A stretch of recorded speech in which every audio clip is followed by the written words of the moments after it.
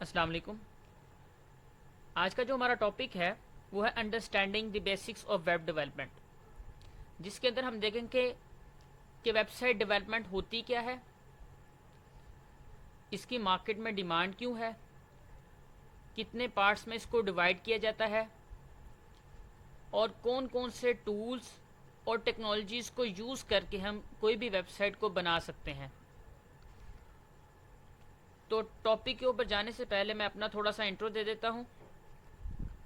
My self Mohammad Saim Ejaz, I am a web developer and an instructor at Kairos Cyber Technologies.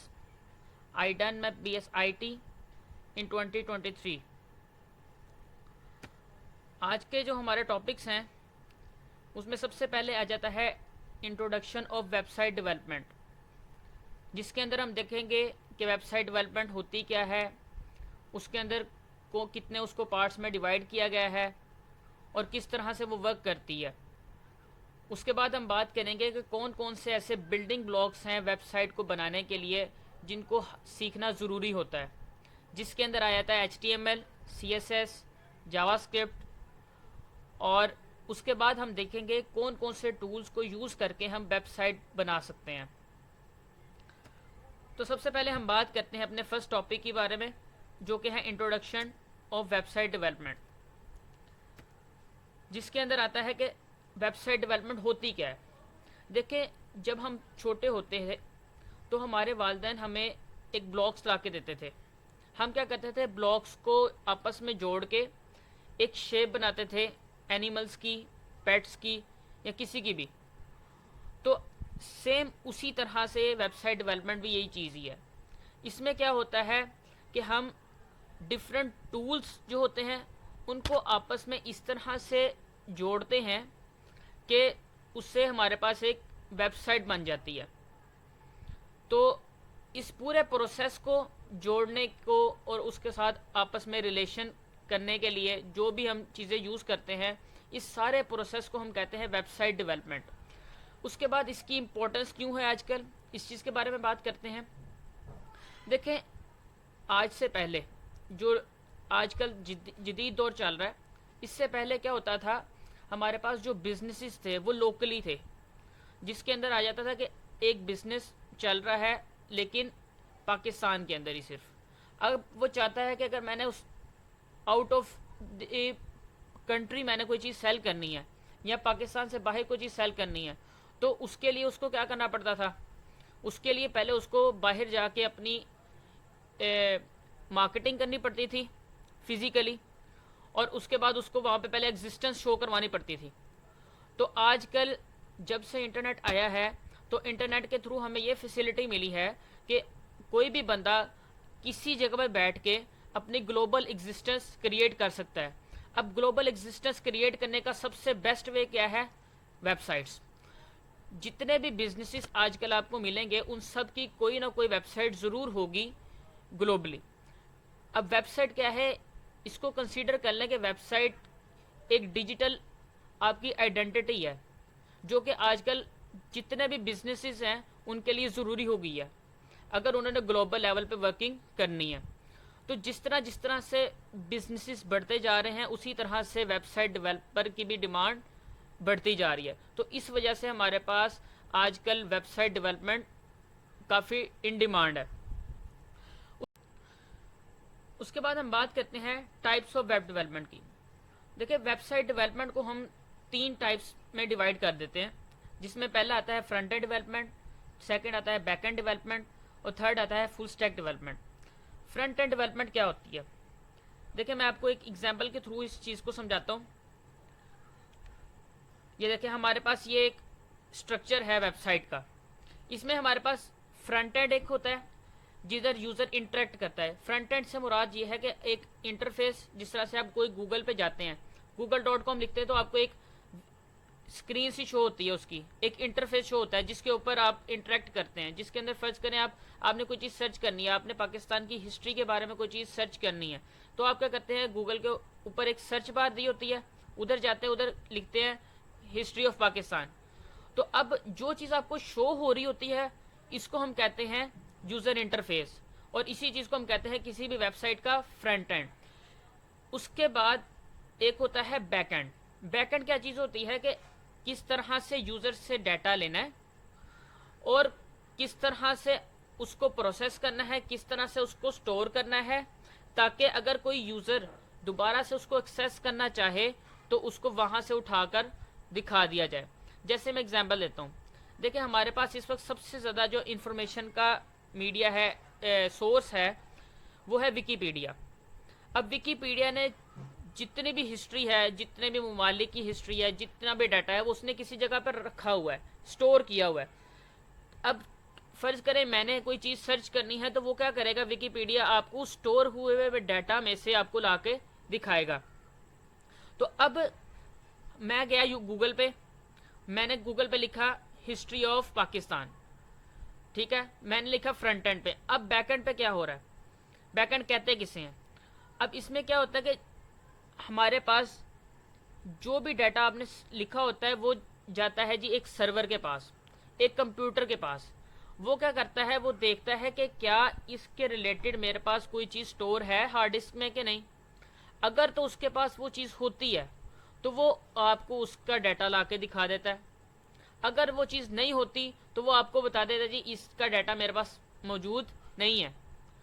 तो अब किस तरह से डाटा यूज़र से लेंगे, किस तरह से उसको स्टोर करवाएंगे, किस तरह से देखेंगे कि मेरे पास डाटा मौजूद है कि नहीं, ये जो लॉजिक होती है ना, जो भी हम प्रोग्रामिंग या कोडिंग करते हैं, इस तरह की जो कोडिंग की जाती है, उसको हम कहते हैं बैक एंड डेवलपमेंट। अब उसके बाद थर्ड पार्ट आता है हमारे पास full stack developer. Full stack developer क्या होता है, ऐसा पर्सन जो कि फ्रंट एंड भी बनाता है और बैक एंड को भी बनाता है, तो उसको हम कहते हैं फुल स्टैक डेवलपमेंट या डेवलपर। अब हम बात करते हैं वेबसाइट के आर्किटेक्चर की, कि वेबसाइट होती क्या है, किस आर्किटेक्चर के ऊपर बेस करती है और वो किस तरह से वर्क करता है। तो उसकी एक एग्जांपल ये है, जिसके अंदर क्या है, एक फ्रंट एंड होता है, एक बैक एंड होता है सर्वर, और एक होते हैं डेटाबेस। देखें हमारे पास जो वेबसाइट्स होती है वो एक आर्किटेक्चर होता है क्लाइंट सर्वर आर्किटेक्चर, जिसके ऊपर वर्किंग करती हैं। अब क्लाइंट सर्वर आर्किटेक्चर क्या होता है, उसकी आसान सी एग्जांपल मैं आपको देता हूँ। देखिए मैंने आपसे कोई चीज़ बाय करनी है या आपसे कोई चीज़ बोरो करनी है, मैं कहता हूँ मुझे ये पेन आपका चाहिए, मैं क्या करूँगा, आपसे एक रिक्वेस्ट करूँगा, आपसे रिक्वेस्ट की। अब आपके पास अगर तो पेन होगा तो आप मुझे वो पेन वापस रिस्पॉन्स बैक में दे देंगे। अगर आपके पास पेन नहीं होगा तो आप मुझे बताएंगे ज़रूर कि मेरे पास पेन नहीं है। दोनों सूरतों में आपको क्या मिल रहा है, रिस्पॉन्स। मैं क्या कर रहा हूँ, उससे रिक्वेस्ट। तो इस सूरत में अगर आप वही सेम चीज़ इसमें वेबसाइट में देखें तो इसमें क्या होता है, मैं गूगल के पास गया, मैंने गूगल पे लिखा search the history of Pakistan. अब मैंने क्या किया, मैंने गूगल से रिक्वेस्ट की, मैंने कहा मुझे ये हिस्ट्री ऑफ पाकिस्तान के बारे में इंफॉर्मेशन दो। अब गूगल ने क्या किया, गूगल गया अपने डेटाबेस में, देखा जहाँ पे उसने स्टोर किया होता डाटा, उधर गया, उसने देखा जी ये वाला डाटा पड़ा है मेरे पास। अगर तो उसके पास वो डाटा पड़ा होगा तो वो आपको डाटा लाकर दिखा देगा, ठीक है। अगर उसके पास डाटा नहीं होगा तो वो क्या करेगा, आपको कह देगा जी ये डाटा मेरे पास मौजूद नहीं है। तो जो मैंने रिक्वेस्ट की उसके अगेंस्ट उसने क्या कर दिया, मुझे रिस्पॉन्स बैक दे दिया। तो इस चीज़ को हम कहते हैं क्लाइंट सर्वर आर्किटेक्चर। तो इस सिनेरियो में हमारे पास क्लाइंट क्या हुआ, यूज़र यानी मैं, जिसने गूगल के ऊपर कोई चीज़ एंटर की है, और सर्वर कौन सा हुआ, जो कि इस चीज़ को चेक कर रहा है कि मेरे पास डाटा पड़ा है कि नहीं। अगर नहीं पड़ा तो उसने क्या किया, उसने मुझे रिस्पॉन्स बैक किया। तो ये होता है हमारे पास वेबसाइट का आर्किटेक्चर। अब इसमें थर्ड चीज़ होती है डेटाबेस। अब एक एक पॉइंट को हम देखते हैं कि फ्रंट एंड में क्या होता है, सर्वर क्या होता है, डेटाबेस क्या होती है। फ्रंट एंड का मैंने जैसे पहले बताया कि एक यूज़र इंटरफेस होता है जिसके ऊपर जाके हम इंटरेक्ट करते हैं, यूज़र से इंटरेक्ट करते हैं। सर्वर क्या होता है, सर्वर कोई इस तरह से समझ लें कि सर्वर एक आम कंप्यूटर ही होता है, लेकिन उसकी स्पेसिफिकेशंस जो होती हैं ना वो काफ़ी हाई होती हैं। मैं एग्जांपल देता हूँ, देखिए मैंने कोई चीज़ गेमिंग करनी है तो उसके लिए मुझे क्या चाहिए, graphic card high high graphics उसके चाहिए। तो मुझे जब ग्राफिक कार्ड हाई रेजोल्यूशन का चाहिए तो उसका इसका मतलब उसको चलाने के लिए भी मुझे एक हाई कंप्यूटर चाहिए होगा जो कि उस हाई रेजोल्यूशन को सपोर्ट करेगा। तो जितनी हाई गेम होगी या गेम के जितने भी हाई रेजोल्यूशन होंगे उतना हाई हमें रेजोल्यूशन का या स्पेसिफिकेशन का हमें कंप्यूटर बाय करना पड़ता है। तो सेम इसी तरह से एक ऐसा कंप्यूटर जिसके अंदर स्पेसिफिकेशंस काफ़ी ज़्यादा हाई होती हैं उसको हम कह देते हैं सर्वर। ठीक है। उसके बाद बात आती है थर्ड पार्ट की, डेटाबेसेस की, कि डेटाबेस क्या होती है।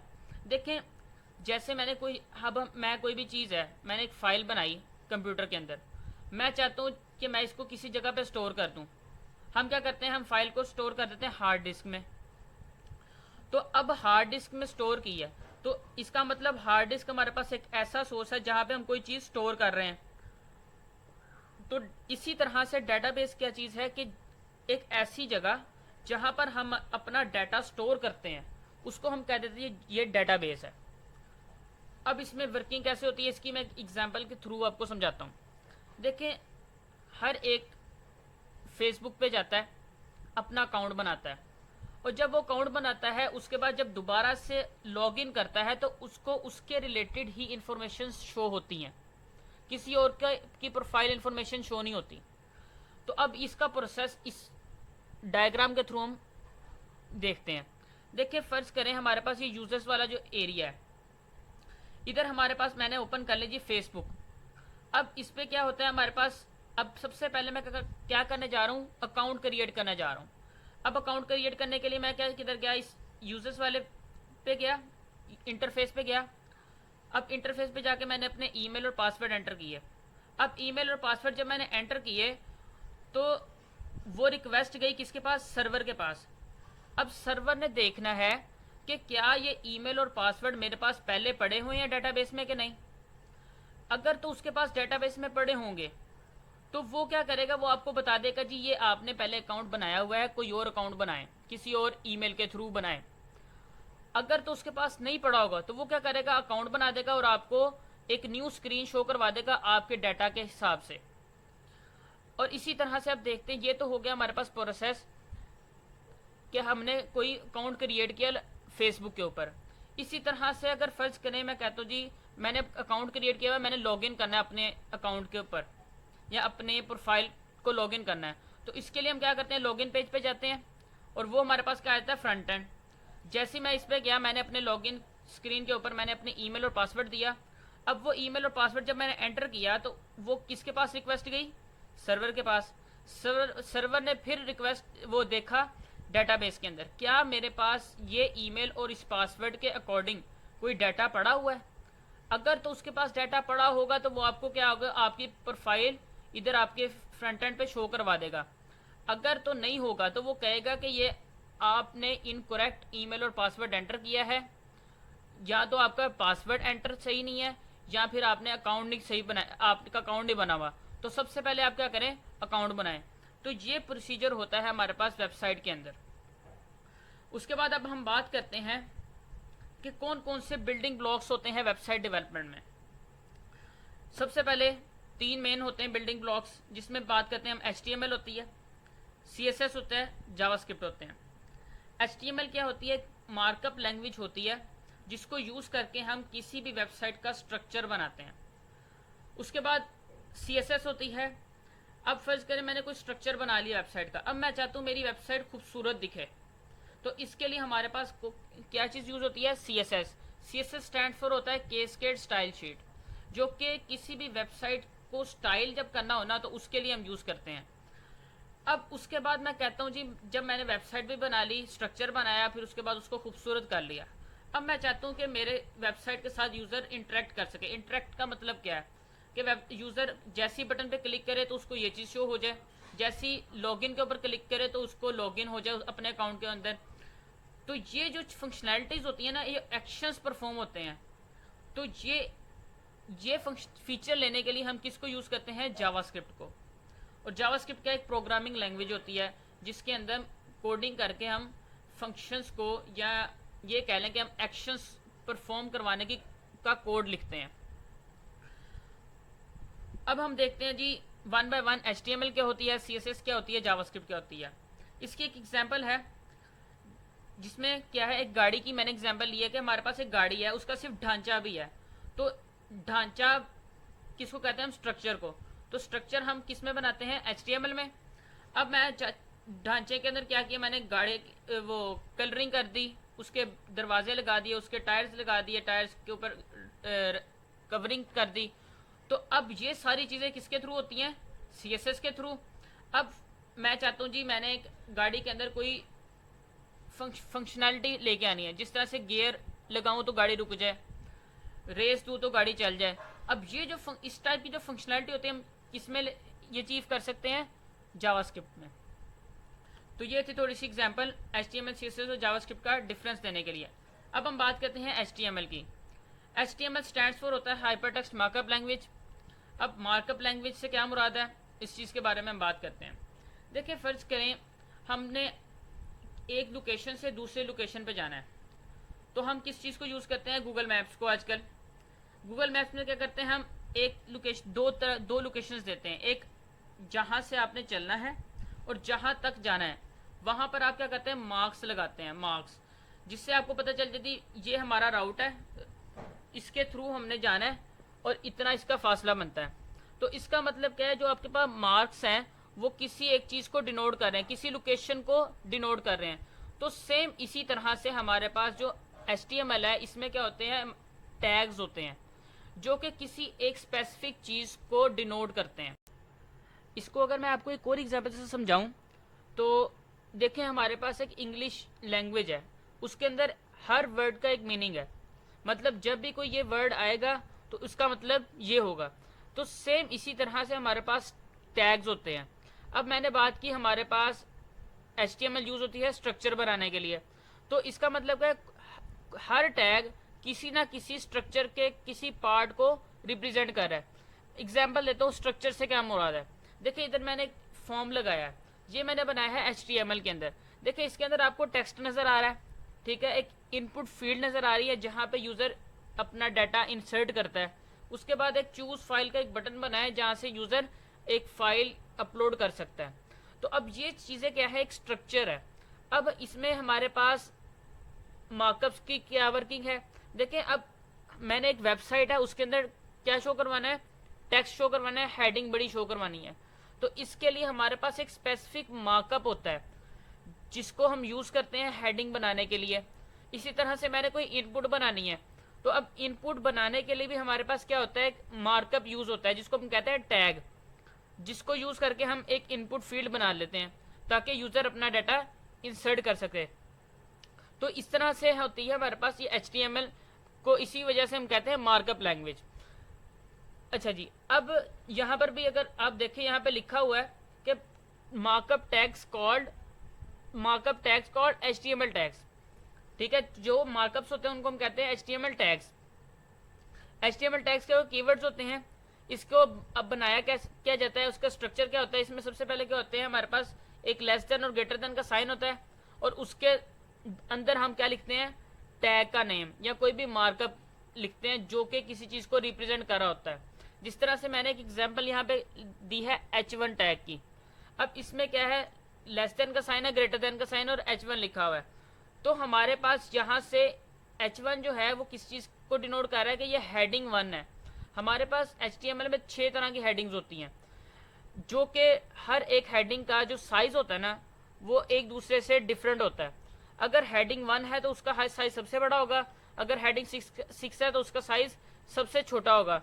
तो अब हेडिंग है, अब मैंने एक स्पेसिफिक कंटेंट को मैंने हेडिंग बनाना है, तो इसका मतलब मुझे उसकी बाउंड्री डिफाइन करनी पड़ेगी कि यहाँ से लेके इतना टेक्स्ट जो है इसको मैंने अपना हेडिंग बनाना है। तो इसमें हमारे पास बाउंड्री डिफाइन करने के लिए हमारे पास 2 तरह के टैग्स यूज होते हैं। एक होता है ओपनिंग टैग, एक होता है क्लोजिंग टैग। तो यहाँ पर जो आपको ये टैग्स नजर आ रहे हैं H1 और /H1, तो ये वही चीज़ डिफाइन करें। अब यहाँ पर ये जो पहला टैग है जिसमें ग्रेटर देन और H1 और लेस देन का साइन है, तो ये जो पहला है ना टैग, इसको हम कहते हैं ओपनिंग टैग। और इसके बाद सेम वही टैग होता है लेकिन उसमें टैग से पहले // होती है, जो कि किस चीज़ को डिनोट करता है कि यहाँ पर वो टैग क्लोज हो रहा है, मतलब क्लोजिंग टैग, यहाँ से बाउंड्री स्टार्ट हो रही है, यहाँ से बाउंड्री एंड हो रही है, यहाँ तक है। तो इसके दरमियान में हम जो चीज़ लिखेंगे तो वो क्या बन जाएगी, हेडिंग। तो ये एक एग्जाम्पल मैंने कोट किया है हेडिंग टैग की। इसी तरह से हमारे पास दो तरह से और टैग होते हैं, एक सेल्फ क्लोजिंग होते हैं, एक स्टार्टिंग और एंडिंग टैग होते हैं। ऐसे टैग्स जो पेयर्स में आते हैं ना, जिसमें स्टार्टिंग और एंडिंग टैग्स होते हैं, उसको हम कहते हैं पेयर्स टैग। और ऐसे टैग्स जो कि हमें पेयर्स में ज़रूरत नहीं होती जिनकी, या जो पेयर्स में नहीं आते, उनको हम कहते हैं सेल्फ क्लोजिंग टैग। तो ये दो तरह के टैग्स हमारे पास यूज़ होते हैं HTML में। उसके बाद हम बात करते हैं CSS की। इसकी एक एग्जांपल देखते हैं इसके कोड की।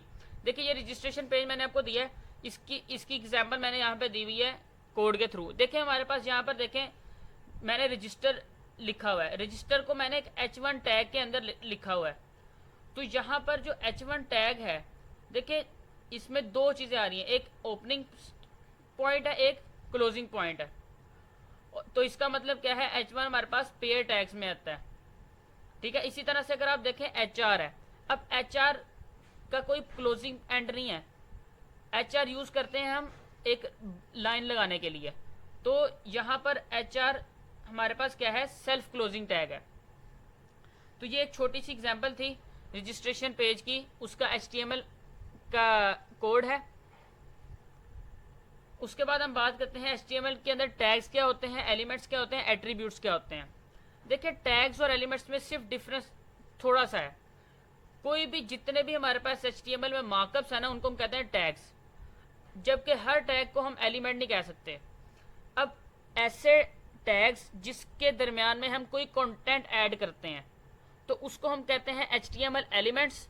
और ऐसे एलिमेंट्स जिनके अंदर कोई ये कह लें कि ऐसे टैग्स जिसके अंदर कोई कंटेंट नहीं ऐड होता तो उसको हम एलिमेंट्स नहीं कहते। उसके बाद होती है एट्रीब्यूट्स। एट्रीब्यूट्स ये कह लें कि एक टैग है, उसके साथ कोई चीज़, उसके साथ एडिशनल हमने कोई चीज़ ऐड करनी है, या उसकी कोई प्रॉपर्टी होती है। जिस तरह से मैं एग्जांपल देता हूँ, हमारे पास एक गाड़ी है, उसके टायर्स होते हैं, उसके कलर्स होते हैं, ये क्या है, प्रॉपर्टीज़ हैं गाड़ी की। तो इसी तरह हमारे पास HTML में टैग्स, कुछ स्पेसिफिक टैग्स होते हैं, उनकी कुछ स्पेसिफिक प्रॉपर्टीज़ हमें होती हैं जो डिफाइन करनी पड़ती हैं, तो उनको हम कहते हैं एट्रीब्यूट्स। जिस तरह से एग्जांपल देता हूँ, हमारे पास अगर मैंने इमेज लगानी है तो हमारे पास उसके लिए टैग होता है HTML में, इमेज का टैग। तो इमेज किसी ना किसी जगह से तो हमने लेनी है ना, तो उसको लेने के लिए हमारे पास एक सोर्स का एट्रीब्यूट होता है जिसमें हम इमेज का पाथ देते हैं कि जहाँ पे जाओगे तो आपको ये इमेज मिल जाएगी। तो यहाँ पर सोर्स और ऑल्टरनेटिव जो है ये एट्रीब्यूट्स हैं इस इमेज टैग के। तो ये डिफरेंस था हमारे पास एलिमेंट्स में, टैग्स में और एट्रीब्यूट्स में। उसके बाद हम बात करते हैं CSS की, कैस्केड स्टाइल शीट। जैसे कि मैंने बात की, हमारे पास HTML किस लिए यूज़ होती है, स्ट्रक्चर बनाने के लिए। तो अब हमारे पास CSS हमने किस लिए यूज़ करते हैं, स्टाइलिंग करने के लिए। तो यहाँ पर अगर मैं आपको दिखाऊँ, ये देखें वही रजिस्ट्रेशन फॉर्म है, जैसे ही मैंने उसकी स्टाइलिंग की तो वो इस तरह से हमारे पास शो हो रहा है। तो यहाँ पर देखें कितना डिफरेंस आता है, स्ट्रक्चर वही है, सिर्फ डिफरेंस कहाँ पे है कि कलरिंग अच्छी हो गई है, उसके नीचे लाइन आ गई है, आइकन आ गए हैं, उसका फॉन्ट्स का स्टाइल चेंज हो गया है। इसी तरह से बटन जो है वो बड़ा हो गया है, उसकी कलरिंग हो गई है, राउंडेड है थोड़ा सा और अच्छा लग रहा है। तो ये इस तरह की जो चीज़ें होती हैं वो किस में हम करते हैं, CSS में। और इसी वजह से हम इसको कहते हैं एक लैंग्वेज है जो कि स्टाइलिंग के लिए यूज़ होती है वेब पेजेस के लिए। और इसमें हम क्या चीज़ डिस्क्राइब करते हैं कि किस तरह से HTML के जो एलिमेंट्स हैं ना वो शो होंगे यूज़र को। अब HTML के एलिमेंट्स को किस तरह से हम इसको एक्सेस करते हैं, किस तरह से उसको यूज़ करते हैं, इसके लिए हमारे पास CSS में यूज़ होते हैं सेलेक्टर्स। तो जब हम इसके बारे में थोड़ा सा आगे देखेंगे CSS को डेप्थ में, तो उस जगह पर मैं बताऊंगा कि सेलेक्टर्स को क्या होते हैं, उनको किस तरह से यूज़ किया जाता है, वो सारी चीज़ें। तो यहाँ पर मैंने एग्जाम्पल एक कोड की है इसी रजिस्ट्रेशन पेज की। देखिए यहाँ पर हमारे पास ये सिलेक्टर है बॉडी, इसको हम कहते हैं टैग सेलेक्टर। तो देखिए बॉडी का जो टैग है वो हम किस लिए बनाते हैं, किसी भी HTML के पेज की बॉडी बनाने के लिए।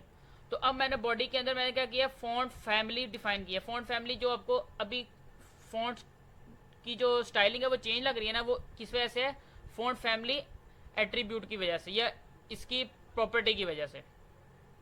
तो ये हमारे पास स्टाइलिंग इस तरह से हमारे पास की जाती है CSS में।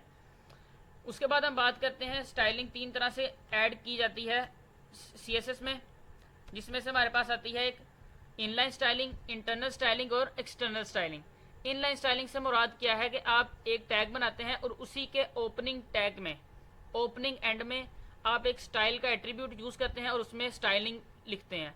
तो इस तरह से जो स्टाइलिंग की जाती है इसको हम कहते हैं इनलाइन स्टाइलिंग। जिस तरह से यहाँ पे एग्जांपल में बताया हुआ है कि मेरे पास एक पी टैग है, उसमें मैंने स्टाइल का एट्रीब्यूट यूज किया और उसका अंदर दे दिया कलर रेड, कि क्या करे इस ये जो हमारे पास दिस इज रेड पैराग्राफ लिखा हुआ है ना, इसका कलर क्या हो जाए, रेड।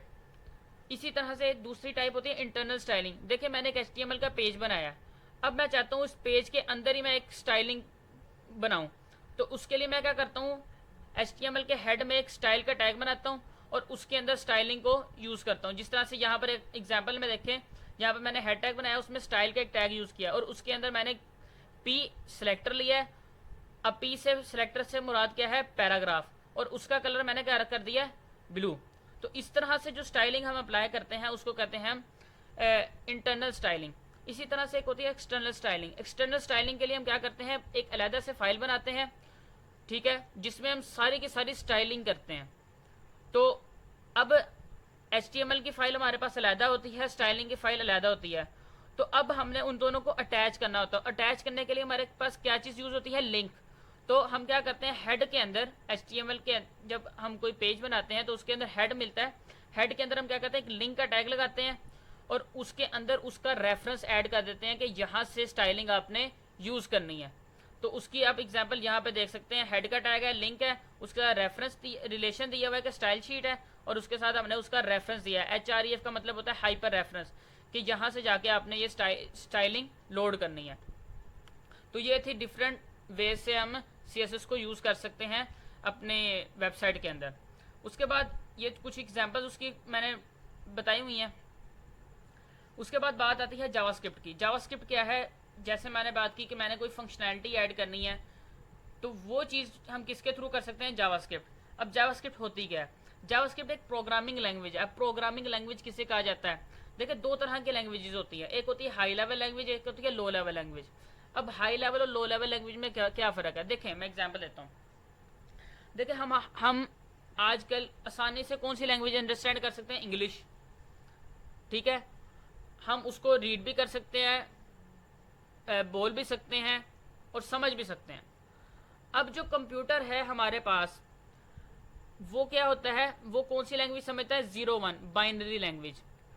तो इसका मतलब क्या है कि हमें अगर कंप्यूटर को समझानी है कोई चीज़ तो हमें उसको क्या करना पड़ेगा, इंग्लिश लैंग्वेज को पहले कन्वर्ट करना पड़ेगा बाइनरी लैंग्वेज में, ताकि कंप्यूटर उसको अंडरस्टैंड कर सके। तो जावास्क्रिप्ट हमारे पास एक डायनामिकली और लूजली टाइप्ड लैंग्वेज होती है। अब डायनामिकली और लूजली टाइप्ड की समझ उन लोगों को आएगी जिन्होंने थोड़ा सा पहले प्रोग्रामिंग सीखी होगी। इसका मैं थोड़ा सा आपको अगर कॉन्सेप्ट दूँ आसान करके, तो देखिए हमारे पास क्या होता है, डाटा डिफरेंट टाइप्स का होता है, ठीक है। अब बाकी प्रोग्रामिंग लैंग्वेजेस जिस तरह से C++ है, उसमें हमें क्या करना पड़ता है, अगर हमने इंटीजर टाइप का डाटा स्टोर करवाना है, इंटीजर मीन्स डिजिट्स क्या, अब हमने एडिशन करवानी तो उसके लिए हमें क्या करना पड़ता है, एक इंटीजर डाटा टाइप को यूज़ करना पड़ता है। तो उसमें हमें क्या करना पड़ता है, पहले डिफाइन करनी पड़ती है कि ये इंटीजर है, ये हमारे पास करेक्टर है, ये हमारे पास बुलियन है। तो जावास्क्रिप्ट में क्या होता है, हमें ये टाइप्स डिफाइन करने की ज़रूरत नहीं पड़ती। इसमें क्या होता है, वो ऑटोमेटिकली खुद से ही वो टाइप्स को जज कर लेता है और उसकी बेस पे वर्किंग करता है। इसी वजह से इसको डायनामिकली या लूजली टाइप्ड लैंग्वेज कहा जाता है। अब इसका यूज़ केस मैंने एक एग्जांपल में दिखाया हुआ है कि हमारे पास एक साइन अप फॉर्म है और इसके अंदर हमने क्या किया है, वैलिडेशंस लगाई हुई हैं। जैसे ही साइन अप पे क्लिक करते हैं तो वो क्या करता है, वो चेक करता है कि क्या यूज़र नेम ठीक डाला है कि नहीं। उसके बाद हम चेक करते हैं जी ईमेल जो है वो सही डाला है कि नहीं। उसके बाद पासवर्ड के ऊपर हम चेक करते हैं कि पासवर्ड उसने जो भी हमने मैचेस करवाए हुए हैं, स्ट्रॉन्ग पासवर्ड उसने एंटर किया है कि नहीं, और जो उसने रीटाइप जो पासवर्ड करते हैं, कंफर्म पासवर्ड, वो सही है कि नहीं। तो इस तरह से जो वैलिडेशन वगैरह हमने चेक करते हैं वो किस में करते हैं, जावास्क्रिप्ट में।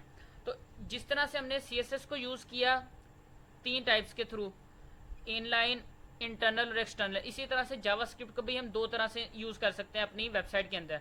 एक होती है इंटरनल, एक होती है एक्सटर्नल। अब इंटरनल क्या मतलब क्या है कि एक हमारे पास वेबसाइट है, उसके अंदर हम क्या करते हैं, स्क्रिप्ट का टैग लगाते हैं और उसके अंदर हम जावास्क्रिप्ट को यूज़ कर लेते हैं। जिस तरह से हमने स्टाइल का टैग को यूज़ किया था स्टाइलिंग को यूज़ करने के लिए। अब दूसरी चीज़ क्या है, एक्सटर्नल जावास्क्रिप्ट। एक्सटर्नल जावास्क्रिप्ट में क्या करते हैं, हम एक अलग से सेपरेट फाइल बनाते हैं जावास्क्रिप्ट की, और उसको फिर स्क्रिप्ट टैग के थ्रू अटैच करते हैं हम अपने HTML वेब पेज के साथ। इसके बाद हम बात करते हैं टूल्स ऑफ वेब डेवलपमेंट। कौन कौन से टूल्स हैं जो हम यूज़ करते हैं वेबसाइट को बनाने के लिए। तो मैंने कुछ टूल्स इसमें नोट डाउन किए हैं। सबसे पहले आता है VS code, visual studio code. ये एक सॉफ्टवेयर होता है, या इसको कह देते हैं इंटीग्रेटेड डेवलपमेंट इन्वायरमेंट या IDE, जिसके अंदर हम कोड को लिखते हैं। उसके बाद अब कोड जो लिखा है हमने, कोडिंग की है, उसको अब हमने किसी जगह पे शो भी करवा के देखना कि हमने क्या चीज़ बनाई है। तो उसके लिए हम यूज़ करते हैं क्रोम को, क्योंकि वेबसाइट्स को हम किस पे ओपन करते हैं, ब्राउज़र्स में। तो आजकल सबसे ज़्यादा जो यूज़ होता है वो कौन सा है, क्रोम। तो इस वजह से हम कोई भी चीज़ आउटपुट देखने के लिए हम किसको यूज़ करते हैं, क्रोम को। अब उसके बाद एक थर्ड होती है गिटहब। अब गिटहब क्या चीज़ होती है, इसको आसान अल्फाज में अगर मैं समझाऊँ तो मैं कहता हूँ जी मेरा कोड जो है मैंने लिखा, मैंने कोई वेबसाइट बनाई, उसका कोड लिखा 1000 लाइन्स का। अब मैं चाहता हूँ जी ये मेरे पास अगर कंप्यूटर से डिलीट भी हो जाए तो मैं इसको किसी ना किसी जगह पे इसको स्टोर करवा दूँ, ताकि मैं किसी भी जगह पे जाके वर्ल्ड वाइड किसी भी जगह पे किसी भी टाइम इसको डाउनलोड करके एक्सेस कर सकूँ। तो इसके लिए हम क्या करते हैं, अपने कोड को गिटहब एक प्लेटफॉर्म है जिसके ऊपर जाके हम अपना कोड रख देते हैं और ऑल ओवर द वर्ल्ड उसको हम एक्सेस कर सकते हैं। और दूसरी बड़ी इसमें जो चीज़ है वो ये है कि हम इसमें एज अ टीम, मतलब अगर फर्ज करें हम तीन मेंबर्स एक प्रोजेक्ट पे काम कर रहे हैं, एक वेबसाइट बना रहे हैं, तो हम तीन मेंबर्स एक ही प्रोजेक्ट पे at a time different locations से वर्किंग कर सकते हैं। तो ये हमें फंक्शनैलिटी देती है गिटहब। तो इस चीज़ के लिए हम क्या यूज़ करते हैं, गिटहब को।